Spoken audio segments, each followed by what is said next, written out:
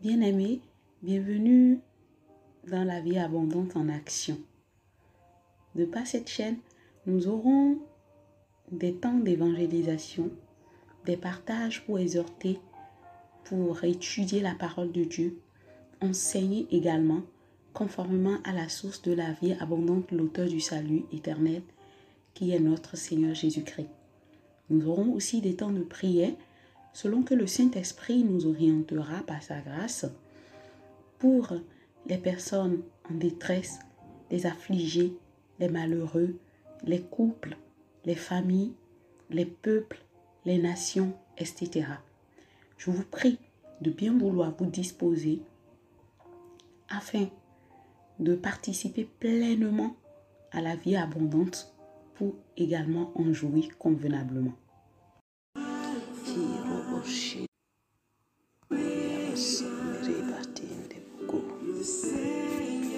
Alléluia. Alléluia.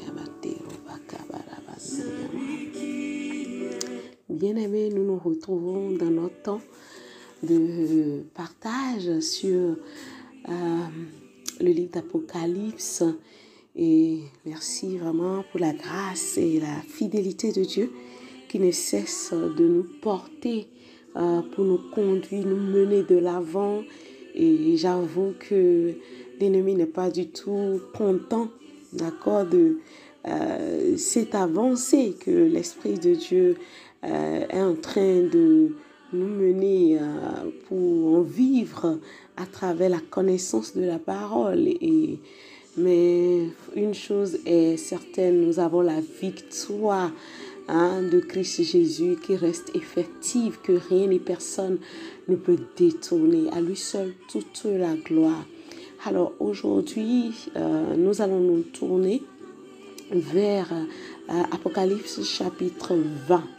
Bon, cette fois-ci, c'est carrément en fait une musique de fond, quoi. Une musique, c'est une louange, c'est ma louange de cette saison qui est vraiment retentie dans mon cœur et je veux bien la laisser. C'est vrai que vous entendez les paroles, j'espère que ça ne vous empêcherait pas de vous concentrer sur la lecture. Alors, je le lis au nom de Jésus-Christ. Ensuite, je vois un ange. Je vois un ange qui descend du ciel. Dans sa main, il tient la clé du trou sans fond et une chaîne énorme. Il saisit le dragon. Ce dragon, c'est le serpent des premiers jours, c'est-à-dire l'esprit du mal ou Satan. L'ange l'attache avec la chaîne pour 1000 ans. Il le jette dans le trou sans fond, puis il ferme le trou à clé et il met les verrous. Ainsi, le dragon ne pourra plus tromper les peuples avant la fin des 1000 années. Après cela, il sera libéré pour un peu de temps. Et je vois des sièges royaux, ceux qui siègent, ceux qui viennent s'asseoir dessus reçoivent le pouvoir de juger. Je vois aussi ceux qu'on a fait mourir. Voici pourquoi on les a tués. Ils ont été les témoins de Jésus et ils ont annoncé la parole de Dieu. Ils n'ont pas adoré la bête ni sa statue. Ils n'ont pas reçu sa marque sur le front ni sur la main. Eux, ils sont revenus à la vie et ils sont rois avec le Christ pendant 1000 années. Ce sont les premiers que Dieu a relevés du milieu des morts. Les autres morts ne reviendront pas à la vie avant la fin des 1000 années. Ils sont vraiment heureux, ceux que Dieu relève de la mort, les premiers et Dieu les aime. La deuxième mort n'a pas de pouvoir sur eux. Ils sont prêtres de Dieu et du Christ et ils sont rois avec le Christ pendant les 1000 années. Quand les 1000 années seront finies, Satan sera libéré de sa prison et il partira tromper les peuples qui sont dans le monde entier, c'est-à-dire Gog et Magog. Satan va les réunir pour faire la guerre.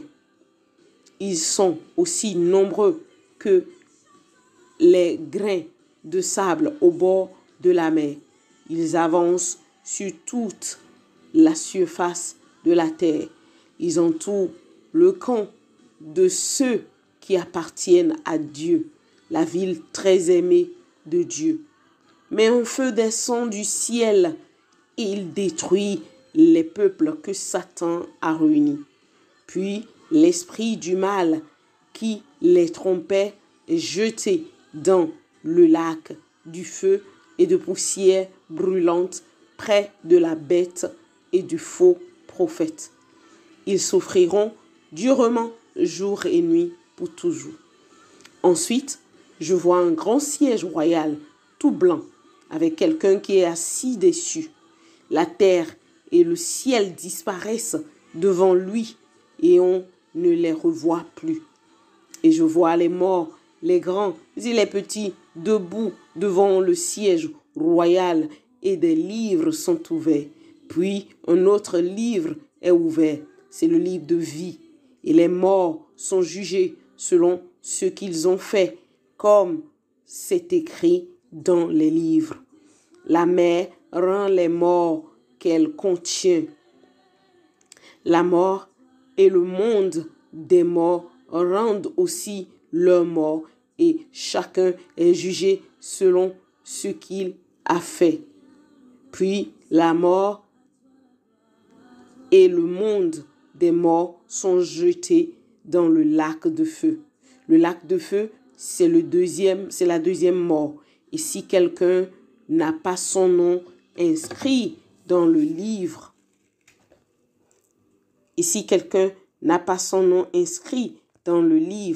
de vie, il est jeté dans le lac de feu.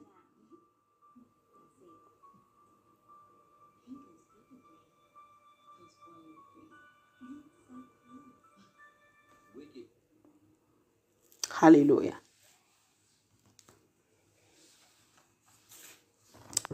Bien-aimés, et nous sommes en fait devant un test qui détaille et met de façon claire, limpide, distinguée, précise la chronologie du jugement relatif au diable, comment Dieu va organiser les choses et les diriger pendant ces derniers temps dans lesquels nous sommes. Et personnellement, c'est vrai que on aura un temps qui nous est imparti dans ce partage relatif au chapitre 20. Mais en toute vérité, il nécessite de beaucoup de compréhension, ce qui fait que il y a un premier nœud, par exemple, pour la première partie qu'on arrive à dénouer et il faut davantage expliquer beaucoup de choses. Donc, je vous présente préalablement mes excuses en ce sens que, à cause du temps qui nous est imparti, je ne vais pas pouvoir aller entièrement dans le creux des choses, définir les choses de façon ample et concrète. Et pour autant, je vais essayer dans les descriptions d'énumérer un tant soit peu, ce qu'il faut. Donc, ce livre d'Apocalypse du chapitre 20 est subdivisé en 3 parties. Alors, la première partie, je l'ai intitulée « Le règne des témoins du Christ avec Christ Jésus ». Et je me pose la question de savoir, est-ce que ce règne-là se fera déjà sur la terre? Et comment ça va se faire? Et c'est une question personnelle que je me suis posée parce que quand j'étais en train d'étudier la première partie, il y a des choses qui m'ont beaucoup interpellée.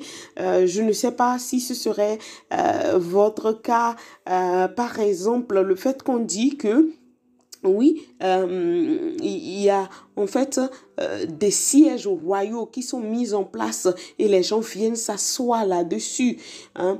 Et je me pose la question de savoir, mais oui, c'est vrai que le Seigneur Jésus a parlé dans le livre de Matthieu, je pense chapitre 19, verset 28, relativement à ceux qui vont le suivre, qui vont le servir, hein, qui sont d'abord en premier lieu les 12 disciples, les 12 premiers disciples du Seigneur Jésus qui sont qualifiés pour juger les peuples. Et je me suis posé la question de savoir, est-ce que ceux-là, ils seront juste pour le jugement que des Israélites sans pour autant le faire à l'égard des peuples? Et bon, je n'ai pas encore de réponse, mais je sais que au fur et à mesure qu'on est en train d'aller vers la fin, ou même bien après, le Seigneur saura m'éclairer là-dessus. Et si, par exemple, il y a cette question qui vous interpelle, vous aussi, ben n'hésitez pas à écrire, à faire un mail et ensemble, on pourra peut-être se convenir un temps en direct, voilà, et discuter ensemble là-dessus pour que chaque personne apporte en fait sa vision des choses. Parce que voilà, je ne suis pas détentrice, la seule détentrice des paroles de Dieu, sachant qu'il en donne à tout chacun de nous selon la mesure qu'il nous a préalablement donnée. Donc cette première partie qui est intitulée le règne des témoins du Christ, avec le Christ, il va être devancé ou précédé, il sera précédé par le premier jugement du Satan. Parce que oui, le verset 1 dit, ensuite je vois un ange qui descend du ciel. Dans sa main, il tient la clé du trou sans fond et une chaîne énorme. Alors qu'il vous souvienne que oui, ce trou sans fond est le trou à partir duquel sont sortis l'esprit qui ressemble au grenouille qui a séduit en fait les peuples, les masses, voilà, pour se rebeller contre Dieu. Donc, on voit que c'est dans ce même trou-là que le dragon, le serpent ancien, va être jeté, lié pendant 1000 ans. 1000 ans. Et quand j'ai vu les 1000 ans, j'ai juste souri. Je disais dans mon cœur, Seigneur, est-ce que c'est pas peu? Parce que ça fait juste un jour, conformément à la parole du Seigneur Jésus qui dit, dans la parole de Dieu, il dit, un jour devant Dieu est comme 1000 ans et 1000 ans devant Dieu sont comme un jour. Bref. Fermons cette parenthèse. Et donc, je comprends en fait que le règne, d'accord, des élus de Dieu, des témoins de Dieu, ne peut se faire sans le jugement du Satan. Et pourquoi? Pourquoi? C'est ainsi parce que Dieu souhaiterait que, oui, son peuple, ses témoins, qui ont souffert, parce que quand on parle de témoins, l'expression témoin signifie martyrs, les martyrs, ceux qui ont souffert pour la cause du Seigneur. Donc, je vous avais déjà dit la fois dernière que parmi les 144 000, qu'il y a certains distingués des martyrs qui en feront aussi partie. Donc, on voit que le Seigneur étant un Dieu de justice, il sait que si son peuple, d'accord, qui s'est dévoué à sa cause, n'a pas pu bénéficier convenablement de ces bénédictions, c'est parce qu'ils ont été combattus par le Satan, par l'adversaire. Donc, étant donné qu'il est juste, il a fait en fait le plan, d'accord, de passer à un premier jugement contre le Satan pour que son peuple puisse bien jouir. Et bien évidemment, ce temps, d'accord, ira en fait de commun avec le temps où les trônes seront mis en place pour le jugement. Et ça revient à la première question que j'ai posée. Est-ce que ce jugement sera visible, sera uniquement à l'égard des Israélites ou il y a aussi en dehors des 12 disciples, des 12 premiers disciples, les éminents hommes de Dieu qui vont aussi siéger, d'accord, pour juger les peuples desquels ils sont sortis. Et c'est à peu près la première question que j'ai essayé de poser, d'où on revient à cela qui sort, ou je dirais, d'où une autre question sort de ce point-là. Est-ce que cela se fera de visu ou c'est dans le monde spirituel que cela va se faire? Vous allez comprendre pourquoi je le dis. Je le dis parce que quand on considère par exemple du verset 4, d'accord, jusqu'au verset 6, je le lis. Et je vois les sièges royaux, ceux qui viennent s'asseoir dessus reçoivent le pouvoir de juger. Je vois aussi, ceux qu'on a fait mourir. Voici pourquoi on les a tués. Ils ont été les témoins de Jésus et ils ont annoncé la parole de Dieu. Ils n'ont pas adoré la bête ni sa statue. Ils n'ont pas reçu sa marque sur le front ni sur la main. Eux, ils sont revenus à la vie et ils sont rois avec le Christ pendant 1000 ans.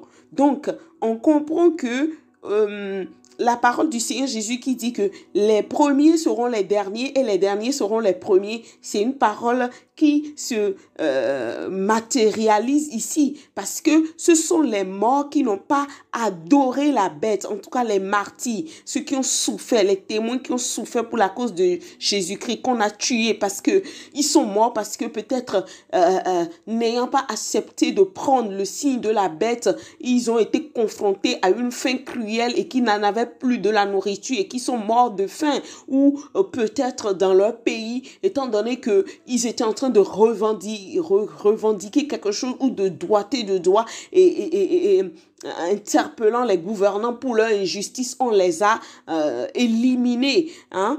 Dieu va commencer par la résurrection de ces morts-là. Donc, on rejoint sa parole qui dit que les derniers seront les premiers et les premiers seront les derniers. Alléluia. Et là, vraiment, ma prière, vraiment pour le corps de Christ est que le Saint-Esprit puisse garder précieusement dans sa main ce que le Père connaît. Parce que Dieu, il connaît toutes choses. Il sait ceux qui doivent passer par cette tribulation-là et qui vont trépasser. Il les connaît. Moi, ma prière est qu'il ne soit point séduit dans le nom de Jésus. Si c'est les temps à venir dans lesquels nous allons être confrontés, que j'en ferai partie et que vous aussi, vous en ferez partie et que vous êtes enfants de Dieu, ma prière est que le Saint-Esprit nous garde de toute séduction dans le nom de Jésus. Parce que si le Seigneur vraiment décide de commencer la résurrection par eux, ça veut dire que c'est une situation très pénible, très difficile que ces témoins auront à traverser. Toutefois, Dieu ne manquera pas de rester fidèle envers eux. Alléluia. Et toujours dans cette première partie, on voit que leur règne après leur résurrection sera pour 1000 ans. Et ça rejoint en fait la parole pour ceux qui ont étudié le livre d'Ézéchiel, où le Seigneur Dieu disait que il n'y aura plus de mort sur la montagne et que les enfants pourront même s'amuser avec les animaux sauvages sans pour autant subir de mal. Voilà. Et personnellement, moi je me pose la question de savoir, mais où est-ce qu'on va vivre ces 1000 ans? C'est dans quel continent? Pourquoi je dis c'est dans quel continent? Vous allez le comprendre quand on va aborder en fait la deuxième partie. C'est des choses auxquelles franchement j'interpelle le corps de Christ. Je veux que nous réfléchissions là-dessus parce que aussi récemment je suis tombée en fait encore sur un autre documentaire, et tout porte à croire que le Seigneur fait ces choses pour élargir ma connaissance des choses, où je voyais des Américains qui sont en train de se préparer pour une forme d'holocauste à venir. Et ils sont en train de dire, ce pays nous a été donné par Dieu. Et toute personne qui ne voudra pas de Dieu n'y restera pas. Alors, quand j'ai vu le documentaire, je me suis dit, ah là, il y a quelque chose qui se prépare. Il y a vraiment quelque chose qui se prépare. D'où la question de savoir, y aurait-il un continent, y aurait-il ou un pays dans lequel, d'accord, la connaissance de Dieu sera complète au point où on exclura, d'accord, des gens qui ne connaissent pas le Seigneur? Parce qu'il est dit en fait aussi que le diable serait déjà lié. Et si on dit en fait que le diable est déjà lié, normalement toute la terre, normalement, doit être exempte, d'accord, de ses influences. Donc, je ne sais pas trop comment ça va se passer, mais je veux ici, pour finir dans la dernière partie, la première partie, exhorter quelqu'un, encourager quelqu'un, que tu es un enfant de Dieu et que tu souffres en obéissant à Jésus-Christ. Parce que oui, c'est vrai que le joug du Seigneur Jésus est léger, mais étant donné que nous sommes dans un monde corrompu, il y a certaines choses qui nous frustrent, nous les croyants, parce qu'on voit l'injustice en flagrant, d'accord, que même des soi-disant croyants, chrétiens se tolèrent, ils en font comme ils le veulent, comme ils en pensent, et aujourd'hui tout porte à croire que, ouais, ils sont maîtres de la terre, ils sont maîtres d'eux-mêmes, ils n'ont aucun autre maître au-dessus d'eux,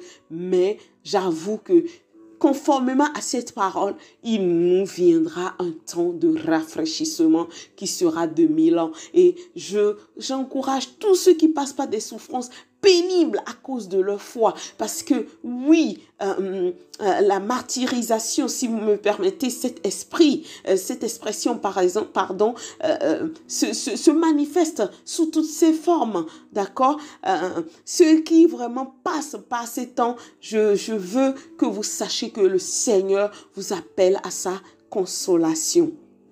Et il dit, regardez juste en vue la récompense à venir, les temps à venir. Et ne vous focalisez pas uniquement sur les difficultés que vous êtes en train de traverser. Sachez que j'ai les regards sur vous et je viens à vous pour votre consolation, dit le Seigneur. Amen. Amen. Alors, donc, je viens à la deuxième partie que j'ai intitulé « La séduction du Satan avec le peuple du monde » et son dernier jugement. Et cette partie retient en fait le verset 7 du 20e chapitre du livre d'Apocalypse jusqu'au 10e chapitre. Je veux bien le lire. Quand les 1000 années seront finies, Satan sera libéré de sa prison et il partira tromper les peuples qui sont dans le monde entier, c'est-à-dire Gog et Magog. Satan va les réunir pour faire la guerre. Ils sont aussi nombreux que les grains de sable au bord de la mer. Ils avancent sur toute la surface de la terre. Ils ont tout le camp de ceux qui appartiennent à Dieu, la ville très aimée de Dieu. Mais un feu descend du ciel et il détruit les peuples que Satan a réunis. Puis l'esprit du mal qui les trompait est jeté dans le lac de feu et de poussière brûlante près de la bête et du faux prophète. Ils souffriront durement jour et nuit pour toujours. Alors, si quelqu'un est resté attentif, vous allez comprendre pourquoi je me suis posé la question tout à l'heure de savoir où est-ce qu'on va vivre, quel est le continent ou le pays, d'accord, qui sera pour le peuple de Dieu. Parce que on dit ici dans le verset 8 que après les 1000 ans, d'accord, où Dieu tolérera que ces 1000 ans, d'accord, soient jouissifs ou jouissibles, pardon, pour son peuple, d'accord, et les non connus par lui ou qui ne sont pas son peuple, qu'on peut peut-être interpeller ou appeler les nations. On voit en fait que la situation prête un peu à beaucoup d'incompréhension. Parce qu'on dit en fait que les gens qui sont comme le sable de la terre, d'accord, qui sont tellement nombreux, après ces 1000 ans-là, ils viendront faire la guerre aux gens du peuple de Dieu. Vous voyez? Donc la ville très sainte, très aimée de Dieu. Voilà pourquoi moi je me pose la question de savoir, mais où serait cette ville? Vous voyez, et ça, par exemple, ça suscite encore une autre question, encore dans mon esprit. Oui, et ceux qui sont enlevés, d'accord, de la terre, est-ce que ceux-là vont se joindre aussi à ces gens du peuple de Dieu que Dieu ressuscitera? Ou ceux qui seront enlevés vivront comme des anges? Bref, c'est tellement de questions que je laisse aussi sur votre conscience pour en réfléchir davantage afin d'avoir des réponses. Et pour finaliser la deuxième partie, on comprend que oui, on va prendre le peuple de Dieu, ceux qui vont souffrir là, jouiront de 1000 ans, mais pour autant après, le diable ira encore séduire davantage de peuples. Donc, tout porte à croire qu'il y a un nouveau monde, d'accord, qui va naître pour 1000 ans. Et dans ce nouveau monde, on n'aura pas, en fait, à être confronté aux œuvres du diable parce qu'il serait déjà lié, d'accord, dans le trou sans fond. Néanmoins, après ces 1000 ans, il sera relâché et il ira séduire encore les peuples qu'on a appelés Gog et Magog. Et Gog et Magog, qui sont-ils? Alors, Gog, c'est le fils de Japheth, petit-fils de Noé. Et lui, il est à l'origine, des peuples, des multitudes de peuples du nord d'Israël. D'accord? Donc, Magog, c'est le territoire, d'accord, où, ces peuples-là ont conquis.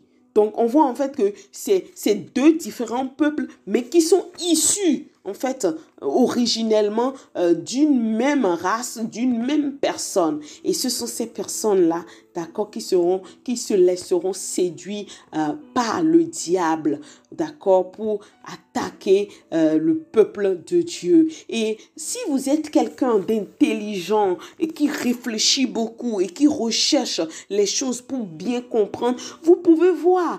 Je vous ai expliqué la fois dernière, ou je pas expliqué, je vous ai apporté l'information selon laquelle aujourd'hui que en Chine, la Bible a été réécrite. D'accord? Et ils ont tordu beaucoup de paroles. Et comment, en plus de ça, beaucoup de chrétiens, d'accord, souffrent. D'accord? Ils souffrent et ils meurent en martyrs. Et donc, tout porte à croire que tous ces scénarios que nous sommes en train de lire là se déroulent sur nos yeux. Et quand on dit en fait qu'il y aura ces peuples-là, d'accord, qui vont être séduits par le diable, ça veut dire que à un moment donné, les gens vont rejeter complètement Dieu. Et ce qui se passe actuellement aujourd'hui, surtout sur la toile, comment en fait il y a une insurrection contre le corps du Christ, l'Église. Et on voit en fait que, oui, parallèlement, Israël qui est en train d'être au front combattant les djihadistes, les gens qui se sont levés contre le 7 octobre dernier, et de l'autre côté, il y a l'Église qui subit aussi une pression, mais qui n'est pas encore visible, mais qui est d'abord très spirituel. Donc, on voit que tout porte à croire que ces choses-là vont finalement pas être cumulées et on ne voudra plus entendre parler de la parole de Dieu, de l'évangile, de la vérité et que les peuples seront livrés à eux-mêmes et ça nous mène en fait vers la troisième partie que j'ai intitulée le jugement et la destruction totale de la mort. Alors, et cette dernière partie, ça part de verset 11 jusqu'à la fin. Et quand vous le lisez très bien, vous voyez en fait que c'est l'esprit de mort là qui est attaqué. Donc, pourquoi l'esprit de mort est attaqué? L'esprit de mort est attaqué parce que Dieu, voilà, va faire en sorte que la terre et les cieux disparaissent. D'accord? La terre et les cieux vont disparaître. Et là, maintenant, les morts qui n'ont pas été premièrement ressuscités par Christ, qui n'ont pas régné pendant ces 1000 ans, eux maintenant, ils vont se trouver devant le trône de Dieu. Et on se pose la question de savoir, mais comment se fait-il que eux, ils n'ont pas ils ne sont pas ressuscités à la première résurrection. Bien aimé, c'est simple et clair. Ils ne sont pas en fait en Christ. Voilà, ce sont les morts en Christ qui vont ressusciter premièrement, a dit la Bible. Et nous qui vivons, enfin, ou ceux qui vont vivre encore, qui seront de Christ, ils vont être enlevés avant le temps de jugement de Dieu. Et on voit en fait que ceux-là, ils seront en fait jugés à partir de ce qu'ils ont fait. Et c'est à travers ce qu'ils ont fait là, si ce qu'ils ont fait est approuvé de Dieu, accepté de Dieu, leur nom sera inscrit dans le livre de vie. Voilà pourquoi on dit que ceux dont les noms ne sont pas inscrits dans le livre de vie sont jetés dans le feu de l'étang pour toujours avec l'esprit de la mort et le séjour de la mort, ainsi que préalablement le faux prophète et la bête. Donc, je ne vais pas aller plus loin parce que je pense qu'on a déjà passé les 30 minutes et je veux vraiment m'arrêter ici pour interpeller le corps de Christ. Pourquoi j'interpelle le corps de Christ?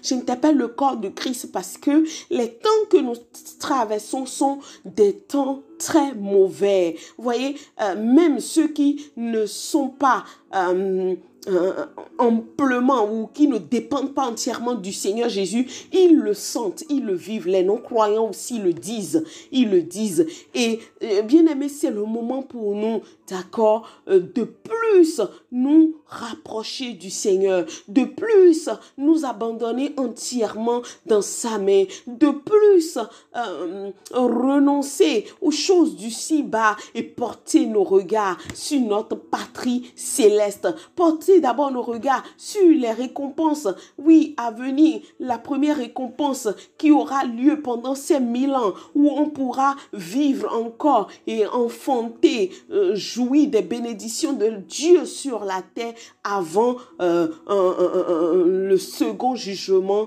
de Satan. Et face à cela, il y a nécessité, d'accord, de s'éloigner des compromis, de s'éloigner de la séduction de ce monde. Et ce n'est pas le fait de se le dire. Non, on en fera un sujet de prière. Personnellement, j'en fais déjà un sujet de prière. Mes temps de prière ces temps-ci, d'ailleurs, ces temps-ci, quand le Saint-Esprit m'amène à prier, je ne fais que prier en langue. Ça ne vient pas de moi, même parfois, je prémédite des points sur lesquels je veux prier. Et quand je me vois à obtenir le cœur disposé, que ma bouche s'ouvre, ce sont que des prières en langue qui coulent. Parfois, c'est 1 heure, 2 heures et plus au-delà.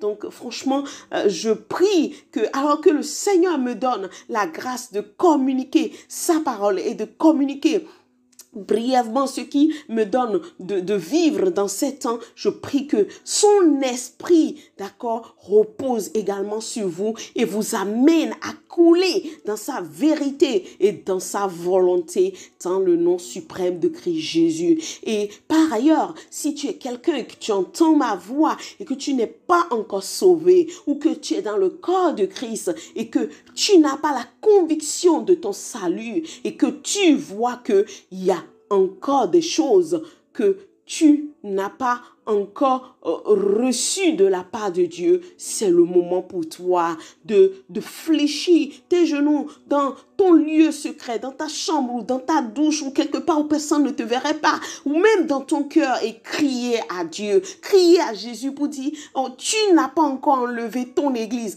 me voilà, je suis parmi eux, je ne suis pas sauvé, ou peut-être je ne suis pas parmi eux et que j'entends ta parole, mais je veux être sauvé. Oh, je te demande de me sauver. Sauve-moi, Dieu. Sauve-moi ainsi que les membres de ma famille, afin que je ne périsse au point. Et sache que quand ton cri sera sincère, d'une manière ou d'une autre, Dieu, il entend, il va entendre et il va te sauver. Bien-aimé, je m'arrête là et je prie que l'Esprit de Dieu continue de nous couvrir davantage pour couler dans sa volonté au nom suprême de Christ Jésus. Recevez mes salutations et celles aussi de notre grand frère le Seigneur Jésus. On se dit à très bientôt dans un autre temps de la vie et la vie en abondance. Au revoir.